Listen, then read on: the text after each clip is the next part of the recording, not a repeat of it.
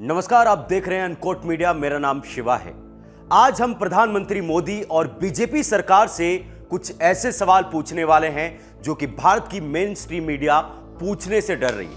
आपने देखा होगा कि ईरान, इजराइल और यूएसए के बीच इस समय युद्ध छिड़ा हुआ है और उसको लेकर तरह तरह की चीजें होती हुई नजर आ रही है। यूएसए और इजराइल मिलकर ईरान के ऊपर लगातार हमले कर रहे हैं। लेकिन कल एक खबर आती है जिसने सबको हैरान कर दिया। इरिस डेना नाम का जो है ईरान का एक युद्धपोत होता है जो कि भारत में इनविटेशन पर आया था। भारत से जो है वो यहां से जा रहा था, अपने कंट्री वापस लौट रहा था। लेकिन यूएस आर्मी या फिर नेवी ने जो है ट्रैपिडो से जो है उस पर हमला करते हुए उस युद्धपोत के 2 टुकड़े कर दिए। उसमें मौजूद करीब 130 में से करीब 100 से ज्यादा लोग मारे जा चुके। और सबसे बड़ी और दिलचस्प चीज यह रही कि वो जो युद्धपोत था वो भारत की इनविटेशन पर जो है वो इंडिया आया था। इंडिया से अपनी कंट्री वापस जा रहा था और हिंद महासागर के पास जो है उस पर अटैक किया गया। क्या भारत की नेवी को इसके बारे में पता था? क्या भारत सरकार को इसके बारे में पता था? क्या पीएम मोदी के बिना बताए यूएस की जो नेवी थी, पनडुब्बी थी, उसने इस तरीके से हमला करके मार गिरा?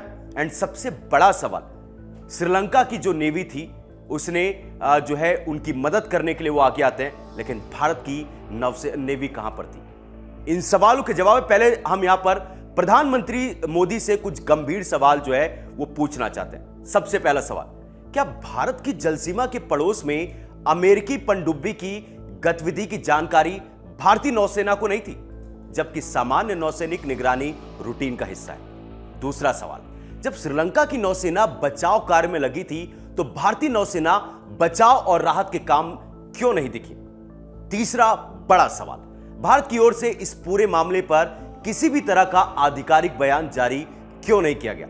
सबसे महत्वपूर्ण बात है कि इरिस डेना भारतीय नौसेना के निमंत्रण पर विशाखापट्टनम में आयोजित इंटरनेशनल फ्लीट रिव्यू मिलन 2026 कार्यक्रम में भाग लेकर लौट रहा था। हमारी संस्कृति में मेहमान जब तक अपने घर सुरक्षित वापस नहीं लौटता तब तक उसकी सुरक्षा और सम्मान हमारी जिम्मेदारी मानी जाती है। इस लड़ाई को अमेरिका, इजराइल लगभग भारत के दरवाजे तक लेकर आए। उन्होंने ये जो है जानबूझकर किया। विपक्ष जो है वो सवाल पूछ रहा है, क्या सच में प्रधानमंत्री मोदी ने सरेंडर कर दिया? इजराइल के दौरे पर आने के बाद क्या एक तरीके से भारत सरकार इजराइल का सहयोग कर रही है? एंड सबसे हैरानी की बात तो यह है कि आप बुलाते हो और आपके यहां पर मेहमान जो आते हैं उसके बहुत सारे वीडियोस वायरल हो रहे हैं, जिसमें हम देख सकते हो उसमें जो लोग मौजूद थे वो एक मार्च निकाल रहे थे और भारत की महामहिम राष्ट्रपति भी उस कार्यक्रम में मौजूद थी। लेकिन देश के रक्षा मंत्री राजनाथ सिंह, प्रधानमंत्री मोदी और देश की सरकार ने अभी तक इस पूरे मामले पर कोई जवाब नहीं दिया, कोई सफाई नहीं दी। आखिर क्यों? कोई कैसे हमारे घर के आसपास आकर हमारे जो मेहमान को मारकर चला जाता है, लेकिन हम उसके खिलाफ कुछ बोल नहीं पा रहे? ये चुभने वाले सवाल है, लेकिन इन सवालों का जवाब अभी तक कोई दे नहीं पा रहा। हां, कुछ लोग ये कह रहे हैं बचाव में। मैं देख रहा हूं ट्विटर पर अलग अलग लोग अलग अलग बातें कर रहे, कह रहे हैं अरे ये तो भारत की जल सीमा में नहीं था। अरे हिंद महासागर के पास में मारा गया। एंड सबसे बड़ी बात है कि अगर श्रीलंका की जो नेवी है वो बचाव करने आ सकती है तो हम क्यों बचाव करने नहीं गए? जबकि ईरान के साथ हमारे रिश्ते खराब नहीं है। यूएसए आपका दोस्त है, इजराइल आपका दोस्त है, इसका मतलब है थोड़ी ना कि आपके घर में घुसकर आपके 2 दोस्त हैं, आपके मेहमान को मारकर वो जाएंगे।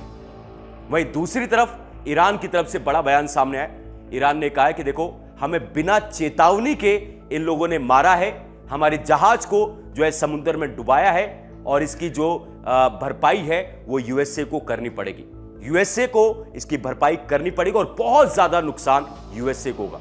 वहीं यूएसए ने कंफर्म कर दिया था, उसकी वीडियो भी जारी करके ये बता दिया था कि जो है हिंद महासागर के पास ईरान के युद्धपोत को जो है 2 टुकड़ों में करके डुबो दिया गया है और करीब 100 से ज्यादा लोग उसमें मारे गए।